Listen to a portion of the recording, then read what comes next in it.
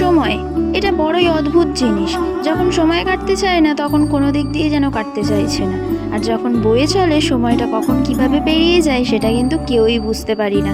আমি, তুমি বা তোমরা কেউই না। এই তো যেন 3 বছর আগেই কলেজের ফর্ম ফিল আপ চলছিল, তাড়াহুড়োয় একটা কান্নাকাটি পড়ে গেছিল যে কোন কলেজে ভর্তি হবো, এই না ডেট পেরিয়ে যায়, কি হবে, কিভাবে কি করব। 3 বছর পরে এসে ফিরে তাকালেই দেখছি যে কলেজের গেটে দাঁড়িয়ে আছি, কলেজটা আমাদেরকে যেন টাটা বাই বাই বলছে। 2-3 মাস আগে পর্যন্ত আমরা ক্লাস করছিলাম, একটা টেনশনের মধ্যে ছিলাম যে এক্সাম কি যাবে, ফাইনাল ইয়ার বলে কথা। আর দেখতে দেখতে ওই সেম সময়ের সাথে সাথে আমাদের রেজাল্ট আউট হয়ে গেল। ওই শুধু রেজাল্টটাই আনতে এসে সবার সাথে দেখা। লাস্ট সেমিস্টারের মার্কশিট আনতে গিয়ে পর্যন্ত অফিসের স্যারের কাছে বকা খেয়েছি। তাই অফিসের স্যারের মুখে একটাই কথা ছিল, লাস্ট রেজাল্ট নিতে এসেও কি বকা খেয়ে যেতে চাইছি। শুধু আমরা সবাইকে একটাই কথা বললাম, টাচে থাকিস। আর টাচে থাকলেও কিন্তু এরম ভাবে আর স্টুডেন্ট হিসেবে তো আমাদের আর ফিরে যাওয়া হবে না সেই ক্লাসরুমগুলো। জন্ম তো আপাতত আমাদের সবার একসাথে ক্লাসমেট হয়ে থাকা আর স্টুডেন্ট হয়ে থাকাটা শেষ হলো।